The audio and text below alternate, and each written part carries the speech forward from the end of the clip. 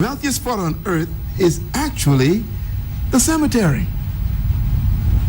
Why is it so wealthy? Because buried in the cemetery are books that were never written. The graveyard is filled with music we've never heard. The cemetery is filled with paintings no one has ever seen. The graveyard is filled with poetry never read. The cemetery is filled with businesses that never opened. The graveyard is filled with awesome companies that never got started. The cemetery is filled with inventions we've never used. The graveyard is filled with great, powerful women who died as prostitutes. The cemetery is filled with awesome men who died as alcoholics and drug addicts.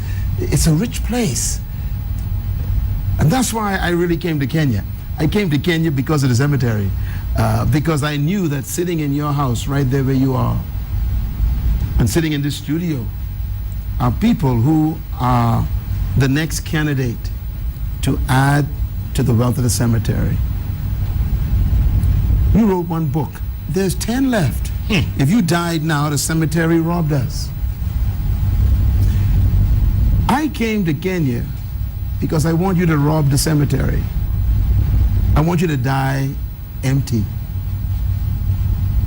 I want you to die with nothing else left to do. I want you to die because you poured out all of your dreams, ideas, visions, books, music, inventions, publications, that you died empty. That's the goal of life. Don't die old, die empty. As a matter of fact, one of the greatest statements I ever heard about dying is this statement. I think it's a beautiful statement of dying. It says, "It is finished." 3 words. The guy who said that was only 33 years old. It is finished. He didn't say, "I was finished," because we don't die, we are eternal spirits. He says, "It is finished. I poured out what I came to earth to pour out." Was that the guy on the cross? That's the guy on the cross. All right. You see, Therefore, I remember these things. My goal in life is to help everybody die empty. That's why I come to meet you, Jeff. You wrote a book. I love your book. But I'm thinking, what about the next one that's not released yet? No, there's no sequel. Or the other 5. Doc, there's no sequel. Or the other 10. I have no energy. I'm sure it's there. There's no way a man with your story could not have 10 stories. Don't die with my books. I want to challenge every Kenyan. Yes. Go to the cemetery and disappoint the graveyard. Die like the Apostle Paul, who said, "I have finished my course. I have kept the faith. I have been poured out like a drink offering. There's nothing left. I am ready to die." That's the way I want to die. I want to die because there's nothing else to keep me alive. I've done what I was born to do. This to me is the greatest act of service to humanity, to deliver to us what you came to give us. You're doing a good job, but there's more. I believe that what you're dreaming is bigger than what you're doing right now.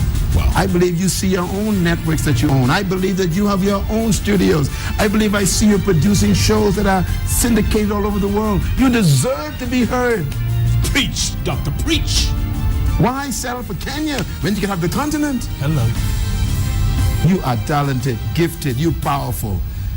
You should be publishing a magazine. You should be producing all kinds of t-shirts with your shirt with your name on it. You should be starting maybe a line of clothing with your name on it. This is an image we need to see, feel, touch. Hey, don't die with this stuff, okay?